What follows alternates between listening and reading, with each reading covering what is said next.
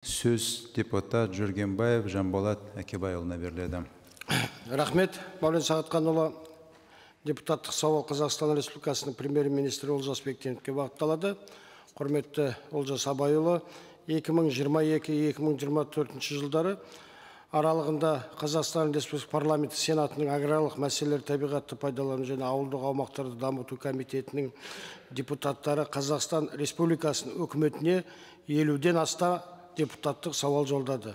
Оның ішінде өзім жариялаған 12 депутаттық сауалдың бағыты ауылды дамытуға, ауыл шаруашылығында суды тиімді тұтыну, өңірлердегі фермерлік шаруашылықтарды ұлғайту, жайлы мектеп, бірыңғай ұлттық генетикалық банкты құру, ауыл тұрғындарының қалаға көшу себептері және ауылдық жерлердегі жайылымдар мәселесіне қатысты болды.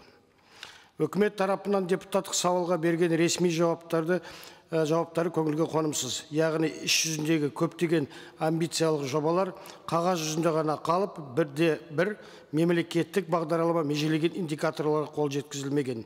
Жұмыстар туралы жазылады, немесе болады, сұралуда, жоспарлануда деген стандартты жауаптармен аяқталады. Ең сорақысы, теріс нәтиже үшін ешкім жауапқа тартылмайды. Өйткені іс жүзінде көп нәрсе ниет декларациясының деңгейінде қалады.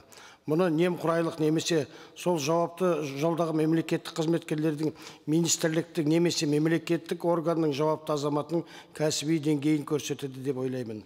Ашыда болса, шындықты айту қажет. Қазақстандағы қазіргі кездегі ауыл шаруашылығы мен мал шаруашылығы шикізат өндірісі су дағдарысының қалыптасуына саладағы жүргізілген реформалар нәтижесінде туындаған басқару дағдарысының теріс әсері болғаны анық. Осыған байланысты түптеп келгенде біз сумен ауыл шаруашылығы ресурстарын басқарып отырған жоқпыз.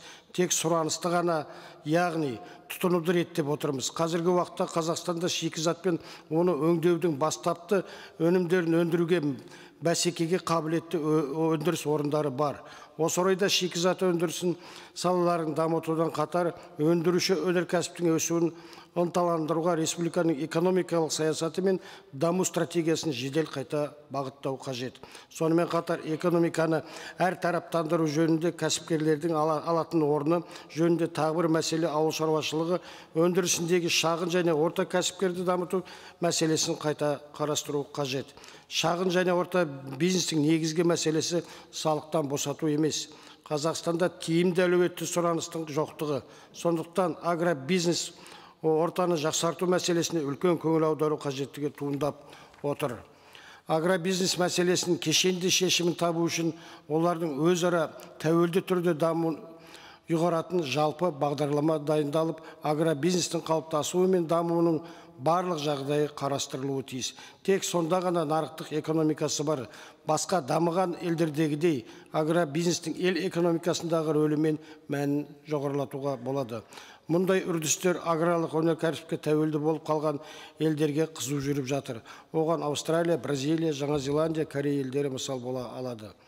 Құрметті Олжас Абайұлы, заң шығарушы орган мен атқарушы биліктің мақсаты бір. Ол ел ауқатын көтеру. Осы орайда үкіметке жолданған депутаттық сауалдарда елді мекендерді аралап халықпен кездесулерде көтерілген мәселелердің негізінде қарай айтылған ұсынымдар бар.